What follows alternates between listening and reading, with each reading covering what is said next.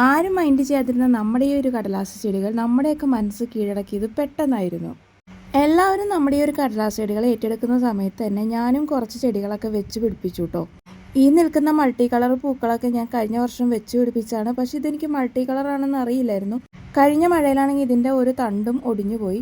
നമ്മൾ കമ്പ് വെച്ച് പിടിപ്പിച്ചതായതുകൊണ്ട് തന്നെ ഇതിൻ്റെ തണ്ടിനൊക്കെ കുറച്ച് കട്ടി കുറവാണ്. കാരണം ഇത് കഴിഞ്ഞ വർഷം വെച്ചു, ഈ വർഷമായപ്പോഴേക്കും ഇത്രയും പൂക്കളൊക്കെ ഉണ്ടായിട്ടോ. അപ്പോൾ ഇതിന് നമ്മളിന്ന് വളമൊക്കെ ഇട്ട് കൊടുത്ത് ഒന്ന് പ്രൂണൊക്കെ ചെയ്യും. അതുപോലെ ഈ താഴത്തെ ഭാഗത്തും ഒരു കടലാസ് ചെടി ഞാൻ വെച്ച് പിടിപ്പിച്ച് കൊടുത്തിട്ടുണ്ട്. അതും അത്യാവശ്യം നല്ല ഭംഗിയിൽ ഇങ്ങനെ വന്ന് നിൽക്കുന്നുണ്ട്. അപ്പോൾ അത് മതിലിനോട് ചേർന്നിരിക്കുന്നത് ഞാൻ നേരെയാക്കി വെച്ച് കൊടുക്കുകയാണ്. അപ്പോൾ അതിനൊന്ന് കുറച്ചും കൂടി ഉഷാറായിട്ട് വളരാൻ പറ്റും. അപ്പോൾ ലാസ്റ്റ് ഇയർ ഇത്രയും ചെടികൾ പിടിച്ച് കിട്ടിയത് കൊണ്ട് തന്നെ ഞാൻ ഈ കൊല്ലവും കുറച്ച് ചെടികളൊക്കെ ചട്ടിയിൽ വെച്ച് പിടിപ്പിച്ചിട്ടുണ്ട്. ഇതൊക്കെ ചെറിയ ചെറിയ കമ്പുകളാട്ടോ വെച്ചേക്കുന്നത്.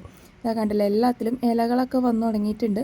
ഈ പല വീടുകളിലും ബോഗൺവില്ല പ്രൂൺ ചെയ്ത് കഴിയുമ്പോൾ കിട്ടുന്ന കമ്പുകളൊക്കെ ആട്ടോ നമ്മൾ ഈ കൊണ്ട് കുത്തി വെച്ച് പിടിപ്പിച്ചേക്കുന്നത്.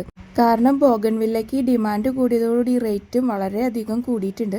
അപ്പോൾ വെച്ച് പിടിപ്പിക്കുന്നതാണ് നമുക്ക് ഇപ്പോൾ പോക്കറ്റിന് കുറച്ച് ലാഭം. കടുത്ത വേനലായതുകൊണ്ട് 2 നേരവും നനയ്ക്കണം. അപ്പോൾ നമ്മുടെ ചെടികളൊക്കെ ഉഷാറായി തന്നെ നിൽക്കുന്നുണ്ട്. അപ്പോൾ നമുക്ക് മറ്റൊരു വീഡിയോ ആയിട്ട് വീണ്ടും കാണാം.